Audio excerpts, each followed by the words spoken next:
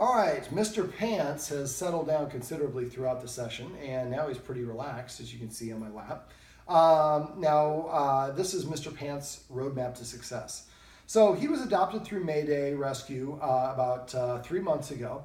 And so when he first got into the home, he was a little bit quieter. And then after he'd been here for a couple weeks, he started some of these behaviors, the barking and growling at passersby or guests is kind of when they started, and they've continued to get worse. Now, one of the things I noticed when I first came in was one of the guardians was petting him to try to reassure him when he was acting like that.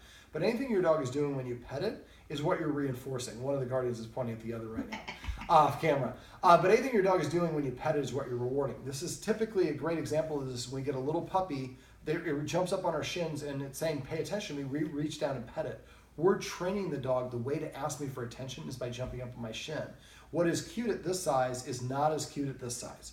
So it's important to remember that anything you're doing when you're petting your dog is what you're rewarding. So to help the guardians reward the dogs for desired actions, behaviors, I went over what I call petting with a purpose, which is instead of petting him when he scratches for attention, we give him a counter order. When he sits, we pet him under his chin and say the word sit and just the word sit. Not good sit, not his name and sit, just the word sit. Or not good boy, because that doesn't mean anything other than I'm pleased with you, but he figures that out when you're petting him.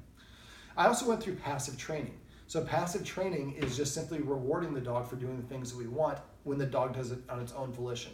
So every time, because he's not great at recall. So if every time he comes to one of his humans, they pet him and say, come, even though they didn't ask him to come, they're just rewarding him for the end result. After enough repetition, he hears the word come, and he'll come to us expecting to get that. Dogs learn through repetition, consistency, and good timing. And so if every time he comes to me, I pet him and say, come, or every time he sits next to me, I pet him and say, sit, or he lays down, I pet him and say, chill. After enough repetitions, you can say the command and he will do the action. It's a slower form of training, the traditional training, but if you get in the habit of doing this, every time your dog sits next to you, you pet it and say, sit, you're telling the dog, these are things that I want. These are things that I want you to do these are ways to get my attention.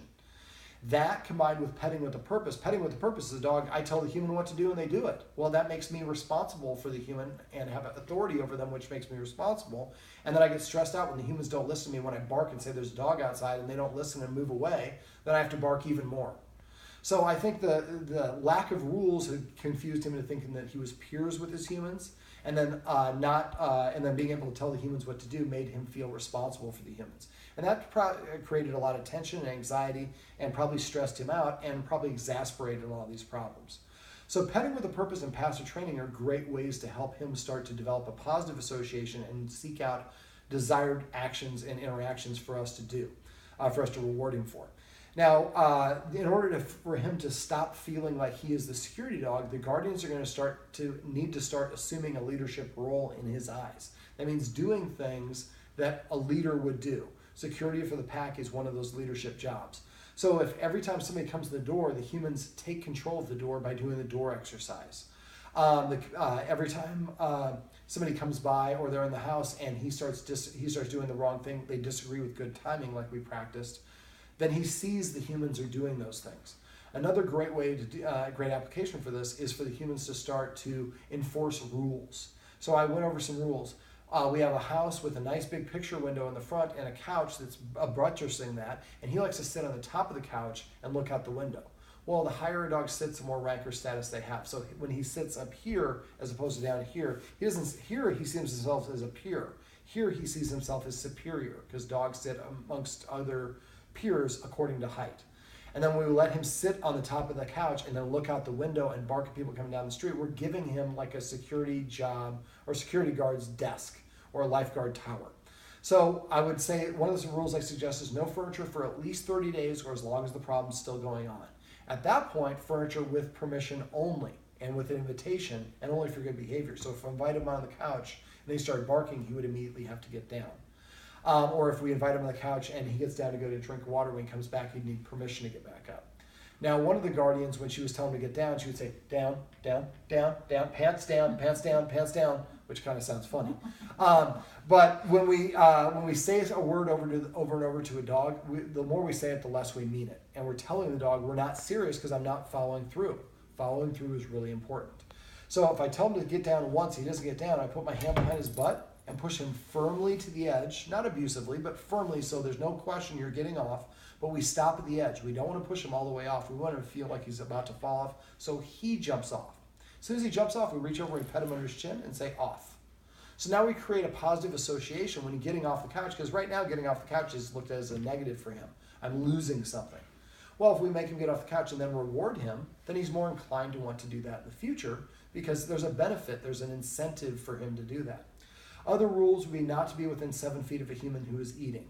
The human should eat first before they feed him. Now, if we're going to go out to dinner or going to eat later, just eat a chip or cracker, something in 5 or more bites before we give him permission to eat the food that's already waiting in his bowl.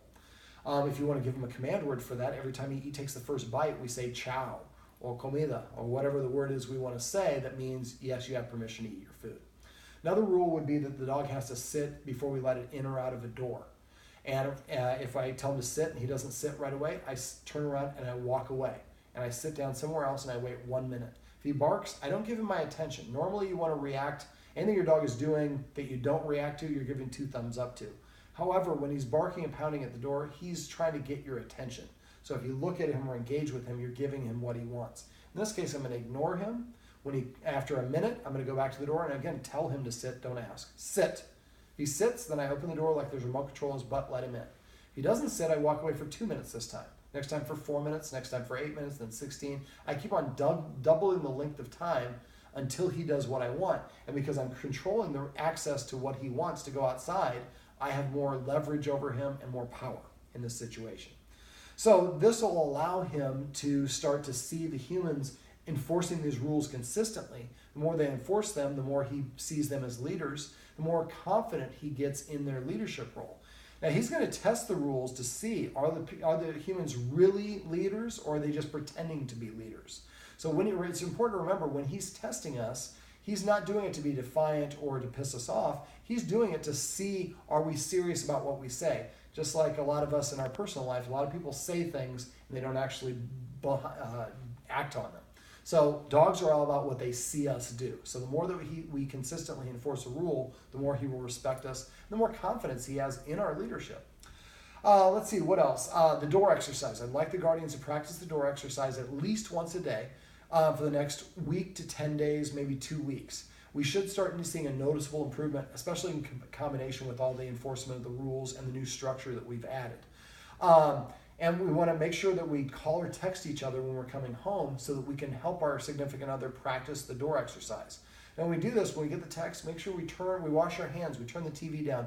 We don't turn everything off because then the dog thinks, oh, something's about to happen. But we want to be prepared for the dog. So if we're painting, we wipe our hands down. We turn the stove down. We do the things that we need to do. So when somebody comes to the door, we can give the dog and the person our full attention. And we're not flustered and rushing around. That causes the dog to think, wow, look how fast the humans are running.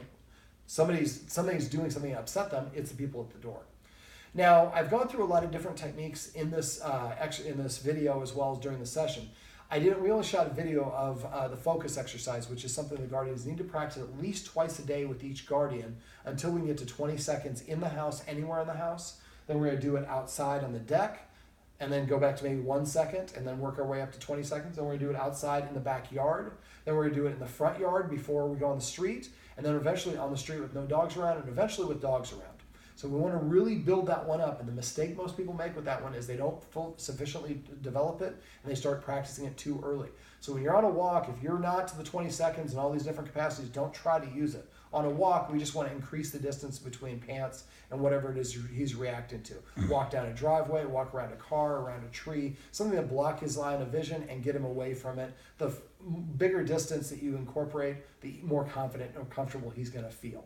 I really think in his case, he thinks that he's barking at people to move them away, or dogs and move them away, because he thinks that his humans are gullible and they're going to be taken advantage of by another human or another dog, so he needs to look out for them. That's why the rules and structure are going to be so important. But all the exercises that I've talked about, the focus exercise, we have a video for that here, but the door exercise, we didn't film one of those. Escalating consequences, passive training, petting with a purpose. On my website, anytime I have those terms and you see them in bold, you can go and search those, and there'll be videos on other write-ups where I specify and go through all the details.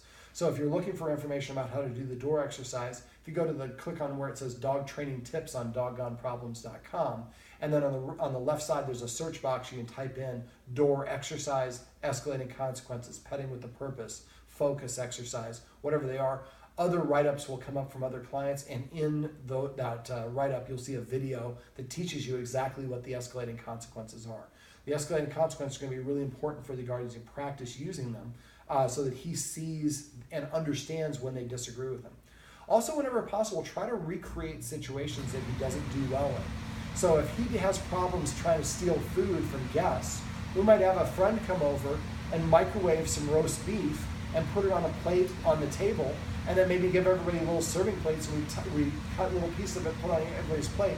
We're not actually planning on eating it. So we're not preoccupied like we are at a real meal where we're eating and cutting and talking and drinking. We're just focused on just this one thing. And this way we can disagree with Pants as he's approaching. Remember, the first escalating consequence should be a warning before he does the wrong thing, not after. And by recreating the situation, we can practice each step of the situation by itself over and over again until he understands the behavior that they want from him at each step along the way. Once we've done all of them together, then we can string them all together and practice a real world situation. And he knows how to behave. Then we start doing it where we actually have maybe 3 or 4 friends come over to watch a football game or something, and we get a practice having him come through the door and us disagreeing with him or claiming the area on the door or communicating that he needs to have space. And again, we've taught him how we want him to behave.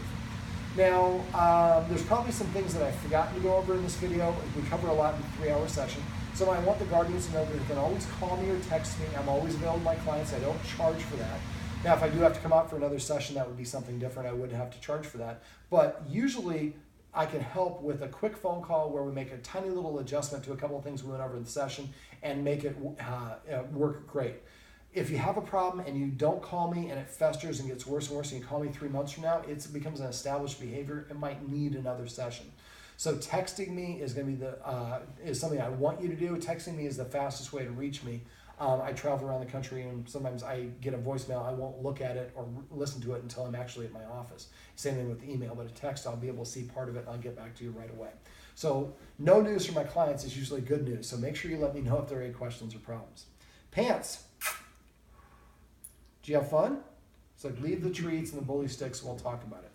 All right, this is Mr. Pants' Roadmap to Success. Remember, everything you do trains your dog. Only sometimes you mean it.